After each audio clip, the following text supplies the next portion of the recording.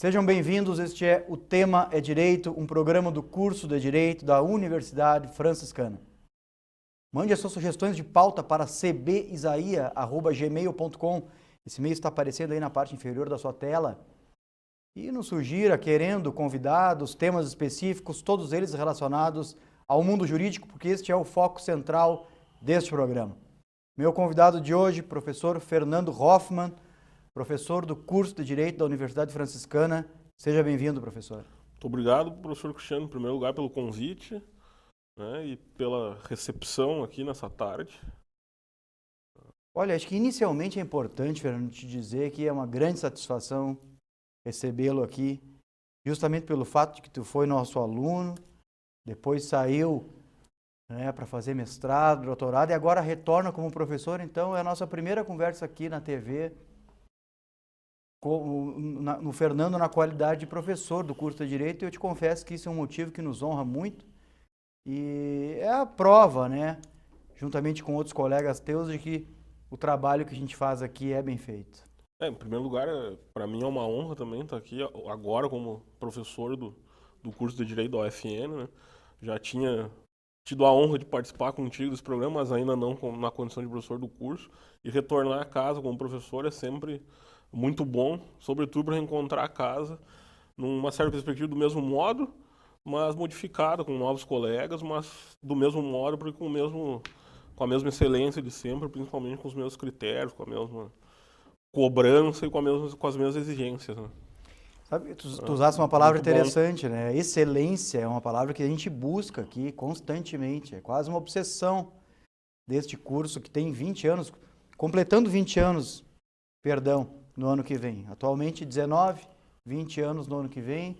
Vamos preparar aí uma cerimônia bastante produtiva e né, interessante para comemorar essas 2 décadas aí de vida do curso de Direito. Um curso sempre pensado em prol da construção de um ensino jurídico crítico, né, não tão somente dogmático, evidentemente técnico, porque estamos a falar de direito, não, professor? Mas para além da técnica, a crítica é sempre importante.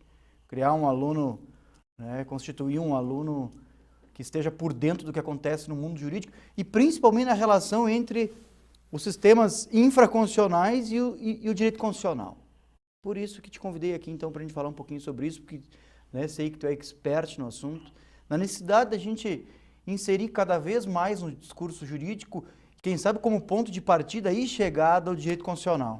Sem dúvida alguma, acho que é uma importância cada vez maior, né, se discutir, se debater o tema da própria Constituição, né, a partir já desde o começo de uma teoria da Constituição, mas sobretudo do constitucionalismo que se afigura hoje, do constitucionalismo chamado constitucionalismo contemporâneo, né, porque acho que cada vez mais o constitucionalismo passa por desafios importantes, seja no plano teórico, seja no plano de implementação dele enquanto constitucionalismo e da própria densidade constitucional, né, ou seja, da própria força do texto constitucional, que embora no nosso caso nós já tenhamos uma Constituição, e já tenhamos, não, porque é uma Constituição extremamente jovem, né, mas que fez 30 anos esse ano, ainda temos uma falta de implementação do texto constitucional, se não para todos, para boa parte da população brasileira, né, para boa parte dos cidadãos no que tange ao Brasil. Agora, na tua concepção, a que se deve isso, Fernando? A que se deve, em alguma medida, algumas pessoas e vinculadas, sim, ao mundo jurídico ainda relegarem o texto constitucional a uma segunda coisa? Então, por que tu acha que essa é uma tradição que ainda em alguma medida se retroalimenta aí no sistema? Eu acho que muito no sentido de déficit teórico mesmo, de se estudar a Constituição, de se perceber a Constituição como o documento mais importante, né? E um documento que constitui, acima de tudo, né? Que não é simplesmente uma série de textos que não dizem nada, né? Não dizem nada ao direito, não dizem nada à própria política, não dizem nada à própria constitucionalidade, né? E muito provavelmente um déficit no que tange ao ensino jurídico também, de se propor muitas vezes em várias instituições, sobretudo, um ensino muito mais técnico, dogmático, sem ter um norte crítico, sem ter uma percepção crítica do fenômeno jurídico que sempre vai estar alinhado com o constitucionalismo e com o estudo do constitucionalismo da Constituição, né? Inevitavelmente, se a gente perceber um viés crítico no direito, o constitucionalismo e o estudo da Constituição sempre vai estar norteando esse viés mais crítico, a crítica a partir do texto constitucional, da sua falta de implementação, da sua falta de densidade, da sua falta de textualidade, de uma interpretação distorcida muitas vezes, mas sempre tendo a Constituição como norte nessa crítica ao direito ou do direito. Agora, aí é importante, em alguma medida, também fazer uma espécie de autocrítica, né? Enquanto professores, enquanto comunidade jurídica, porque nós custamos muito a trabalhar de forma séria com o texto constitucional, inclusive nas academias de ensino. Prova disso é que o número de disciplinas de direito civil, por exemplo, tradicionalmente ele é muito superior ao número de disciplinas de direito constitucional. Te confesso que aqui neste curso, a partir de uns 2 anos aí para frente, nós subvertemos essa lógica e hoje nós temos praticamente 6 disciplinas com foco no direito constitucional. Nós temos desde lá do estudo inicial dos direitos fundamentais, depois com a teoria da Constituição, Constitucional 1, 2, as ações constitucionais. Então nós estamos aí chegando num grau bastante interessante assim, de maturidade da relação entre ensino jurídico e direito constitucional, prevendo, né, ou contando com a possibilidade de futuramente nós entregarmos aí para o sistema alunos que realmente têm uma percepção mais aprofundada sobre o direito constitucional, porque isso aí certamente vai diminuir a deficiência de realidade do mundo jurídico para essas pessoas em relação à compreensão do direito constitucional e da sua complexidade. Então, esse curso, em alguma medida, de uns anos para cá, ele se preocupou bastante com isso. Isso eu vejo uma grande importância, Cristiano, porque eu acho que, sem dúvida alguma, o direito constitucional é uma das principais disciplinas que oferece ao professor um espaço para se trabalhar de forma mais crítica. Evidentemente, isso é um problema de sistema de ensino, e não necessariamente de uma instituição ou outra. Então, evidentemente, tendo que vencer conteúdos programáticos, são técnicos, são dogmáticos, mas, ao mesmo tempo, no vencer os conteúdos, ela te dá espaço, te oportuniza um lugar para te trabalhar numa perspectiva mais crítica do direito, justamente pela gama de assuntos que o constitucionalismo e que a Constituição, o estudo da Constituição te permite, desde interpretação constitucional até a questão de implementação de direitos humanos, direitos fundamentais, um link com um tema que está muito na moda hoje, que é o controle de convencionalidade, tentar buscar as duas coisas, algo que tem caído muito em concurso, que os alunos invariavelmente, muitas vezes não sabem o que está falando. Né? E então eu acho que é importante se ter uma gama de disciplinas, o direito constitucional, de certa forma, cindido, né, em mais disciplinas para que seja oportunizado cada vez mais um espaço de debate sobre o constitucionalismo, sobre a teoria da Constituição e, sobretudo, um debate crítico, né? Porque eu vejo como uma das disciplinas que tem privilegiadamente lugar para um debate mais crítico, mesmo em sala de aula, mesmo na graduação. Agora, o histórico do direito constitucional, da forma como a gente o conhece, ele também contribui para essa deficiência constitucional generalizada. As constituições como nós as conhecemos, as constituições próximas à nossa, por exemplo, a brasileira de 88, são constituições que têm a sua origem há pouco mais de 100 anos. Né? Então nós temos pouco tempo aí. As constituições modernas, elas têm pouco tempo.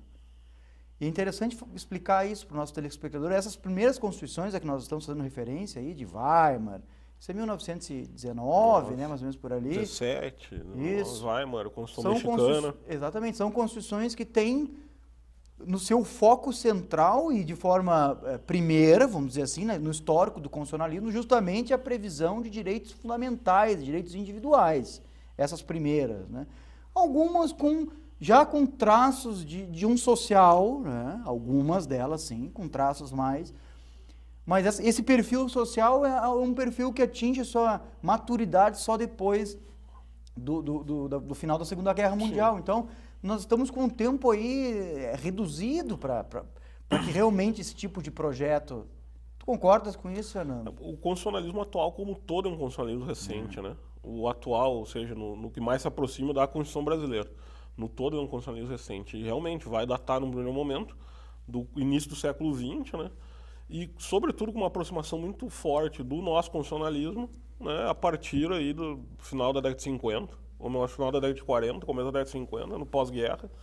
E, principalmente, aí sim, trazendo vários conteúdos, para além dos conteúdos direitos individuais, liberdades individuais e alguma coisa de direito social, eminentemente de direitos fundamentais e de direitos humanos, né, numa perspectiva de não se permitir o que ocorreu no processo da Segunda Guerra Mundial, na dominação nazista. Então, e sobretudo no caso brasileiro, a gente não pode esquecer que a Constituição brasileira ela é muito parecida e muito orientada ou influenciada pela Constituição portuguesa, que é uma Constituição, a Constituição portuguesa que influencia a Constituição brasileira é uma Constituição da década de 60, 70 e pós-regime ditatorial em Portugal, né? Pós-regime salazarista. Quer dizer, então, é uma Constituição extremamente recente também, né? Vem do bojo do constitucionalismo dirigente, né? Canotilho e Jorge Miranda, esses autores do constitucionalismo português que constroem essa Constituição pós-salazarista.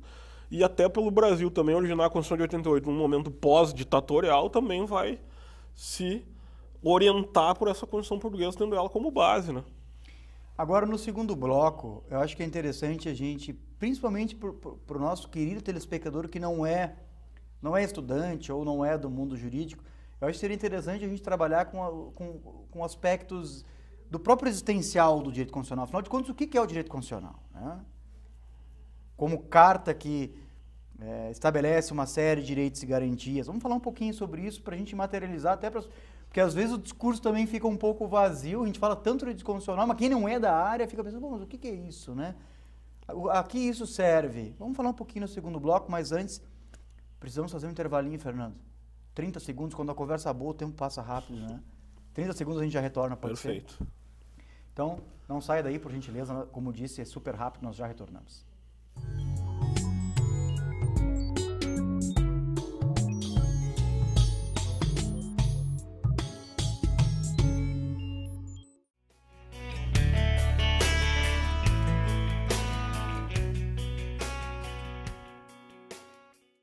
Em mais de 60 anos de trabalho no ensino superior, construímos uma história acolhida por você, que nos escolheu e depositou sua confiança em nosso trabalho. Nesse caminho, trilhamos esforços em conjunto, na certeza de que seriam recompensados. Já fomos FIC, FACEM, FAFRA, Centro Universitário Franciscano, Unifra. Agora, somos a universidade que você escolheu. Somos Universidade Franciscana. Somos você.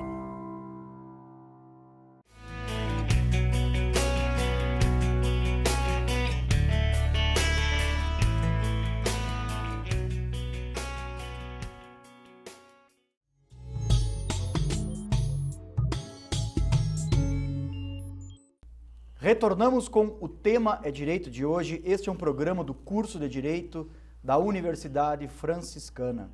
Não deixe de mandar suas sugestões de pauta para o nosso programa, para o e-mail cbisaia@gmail.com. Ele aparece aí na sua tela ou logo vai aparecer. E nos sugira convidados, nos sugira temas específicos, todos eles relacionados ao mundo jurídico, porque esse, como o próprio nome do programa é sugestivo, é o foco central deste programa que a TV da Universidade Franciscana tem a satisfação de oferecer a você. Meu convidado de hoje, já apresentei no início do programa, o professor Fernando Hoffmann. Falávamos, professor, do direito constitucional, da importância de se institucionalizar o discurso constitucional. O discurso constitucional composto por direitos, né? Direitos individuais, direitos sociais, uma série de outras organizações que regulam a sobrevida do Brasil, do próprio direito brasileiro. Mas é importante porque às vezes as pessoas perguntam, né, o que é o direito constitucional? Então a Constituição da República Federativa do Brasil ela é dividida em vários setores, não, professor? Claro que talvez nessa conversa aqui nos interesse um pouco mais falar da parte inicial ali, que trata basicamente dos direitos individuais, dos direitos sociais. Então ali tem uma série de direitos previstos, não, professor? O direito de ir e vir, de liberdade de expressão, de não ser preso antes de sentença penal transitada em julgado, E aí, claro, vamos aproveitar essa brincadeira que eu acabei de fazer agora para falar um pouquinho sobre isso. Na tua concepção, qual é o grau de legitimidade, e se é que existe algum, de se reescrever o texto constitucional? Acho que, num primeiro momento, sem dúvida alguma, pelo menos do meu ponto de vista, não existe grau de legitimidade nenhum em se reescrever o texto constitucional. Seja por qual motivo seja, né? Quer dizer, eu acho que, e sobretudo nessa questão específica da reescritura da Constituição no que tange à prisão antes de sentença penal transitada em julgado, né? Eu acho que está muito relacionado a uma correção moral do texto constitucional, né? Ou seja, precisamos fazer isso porque precisamos moralmente corrigir determinadas falhas políticas ou do sistema político que precisam ser corrigidos por uma moral corretiva aí, que está muito longe do constitucional ou do texto da Constituição, né? Mas é importante situar o nosso telespectador que nós só estamos falando sobre isso porque o Supremo Tribunal Federal, há poucos meses atrás, em alguma medida reescreveu o texto constitucional e viabilizou a prisão antes do trânsito em julgado de sentença penal condenatória, né? Isso até então era um princípio constitucional, né? Basilar. Básico. Basilar. Tá? Basilar e básico. Basilar e básico. Previsto, inclusive, na própria Convenção Americana de Direitos Humanos, tratado esse que o Brasil é signatário, né? Ou seja, é um texto de grande importância, previsto nas constituições de uma série de estados, ou de praticamente todos os estados do mundo, que vivem um constitucionalismo democrático, né? E o que a gente precisa pensar nesse sentido, professor Cristiano, é sem dúvida alguma que decisões desse tipo, né, vão poder alcançar qualquer um de nós, cidadãos brasileiros, a partir desse momento. Eu acho que é isso, às vezes, que a gente não tem a compreensão claro, correta, a compreensão necessária, na verdade, da dimensão de uma decisão como essa, né? Como eu tinha um colega de mestrado, juiz no Rio Grande do Norte, que sempre brincava com essas questões quando surgiam essas decisões, né? Chulamente falando, mas pau que bate em Chico, bate em Francisco, né? Quer dizer, o que alcança em dado momento determinada pessoa por um bem maior, né? Que na verdade não existe, do ponto de vista do texto constitucional, a lei dita pela própria Constituição Federal, né? Pode alcançar o senhor, pode me alcançar, pode alcançar qualquer um dos telespectadores, né? E nessa hora nós vamos ter um direito nosso violado fortemente, mas baseado numa decisão judicial do Tribunal Superior que deve controlar a constitucionalidade a partir do texto. Veja bem, né? E é importante falar sobre isso. Nós aqui estamos a conversar sobre a legitimidade de quem decidiu.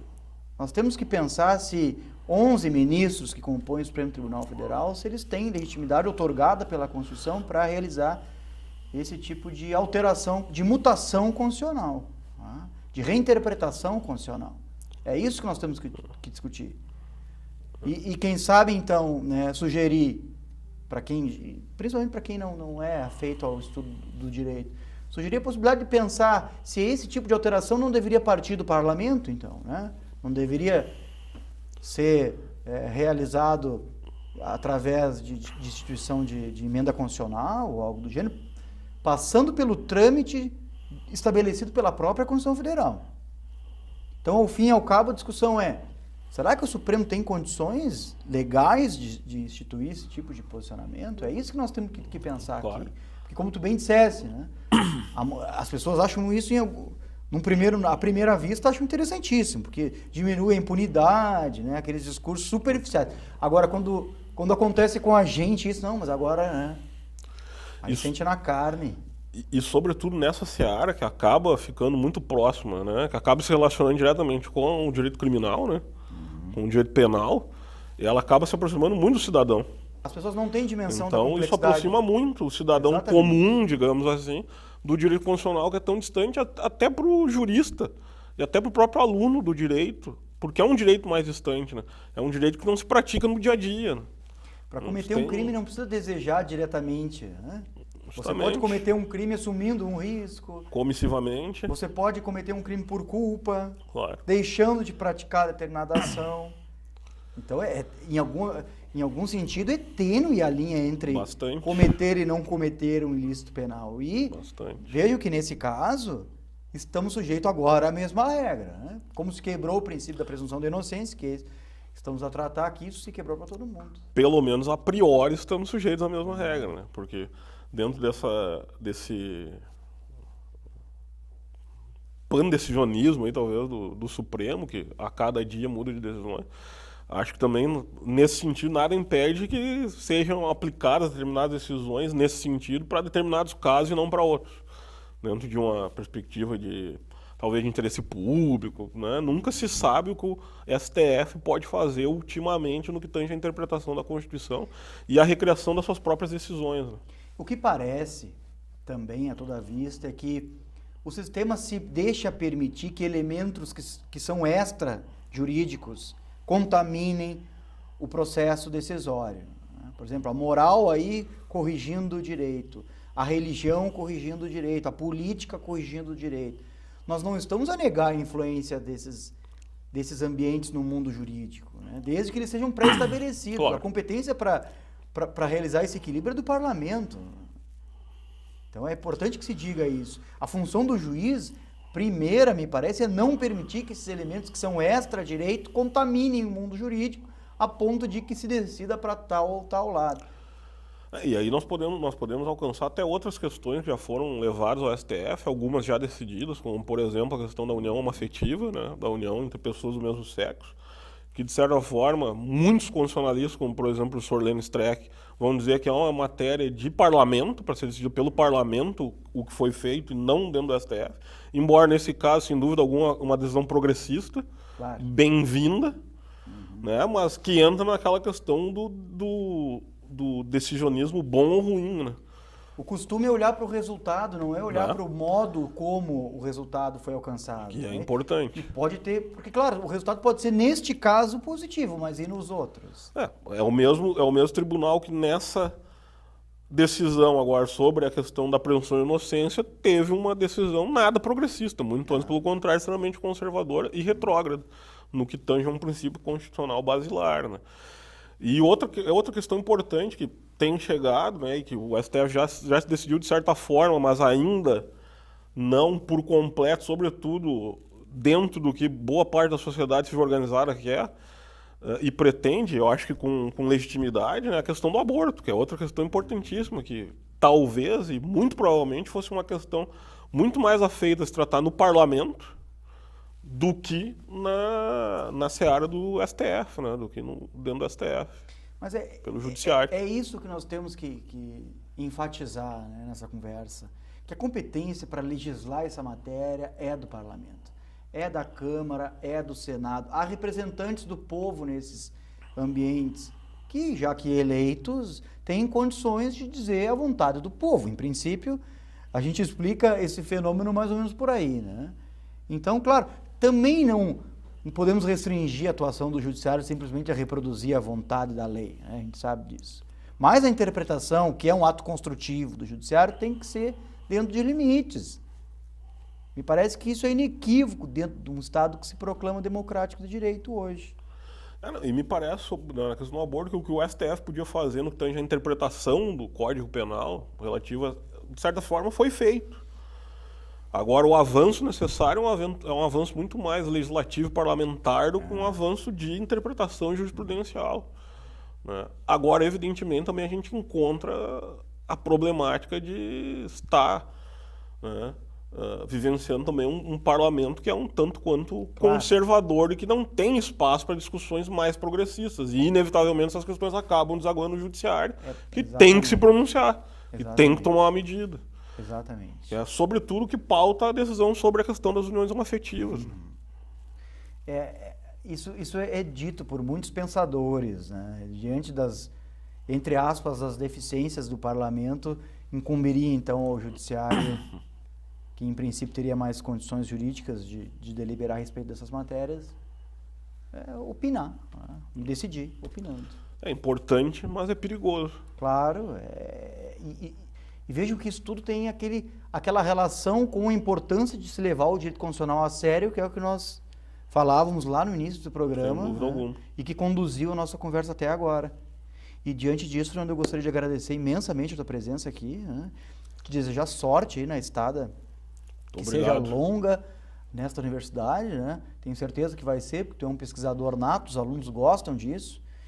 E eu acho que tu é um professor assim que tem todas as condições de fazer o aluno acreditar que o direito ele é além da dogmática jurídica, né? Ele vai mais além da técnica, ele é um direito que precisa ser investigado para que atrocidades não sejam cometidas ou não voltem a ser cometidas. Então, fica aqui o agradecimento do curso pela tua presença aqui no programa e no hall dos professores. Eu que agradeço a presença, o convite, mais uma vez, as palavras e principalmente digo mais uma vez que é uma honra ter voltado a casa depois de 8 anos, né? E agora num momento diferente. Se capacitando, né? Importante. Num momento diferente, sim, capacitando. E agora num momento diferente. Muito obrigado. Nós que agradecemos. Agradecemos a você também pela audiência e fique ligado, conectado nos próximos programas da TV Universidade. Até a próxima.